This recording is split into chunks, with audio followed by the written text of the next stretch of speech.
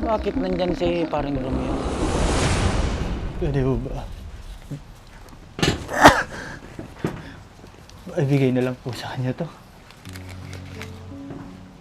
Buti pa nga siguro para mabasa niya. Maraming salamat po. Sige, hintayin mo na lang kami dito.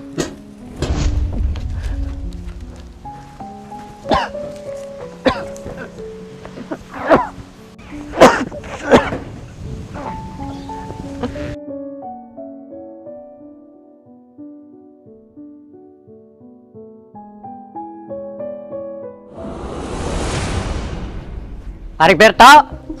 Paring Berto! Paring Berto! Paring Berto! Bakit nandyan si paring Romeo? Paring Berto! Paring Berto! Paring Berto! Oh, paring Romeo, anong ginagawa mo rito? Oh, buti naman Paring Berto, dumating ka na. Bakit? Anong kailangan mo? Baka pwedeng bisitahin mo yung kapatid mo. Kailangan niya ng tulong mo. Pasensya ka na, paring Romeo. Alam mo naman na, kararating ko lang galing trabaho. Saka, pagod ako. Sinabi kasi niyang gusto ka niyang makita. Kahit ngayon lang. Sige na, Paring Berto. Ang kulit mo naman, pare.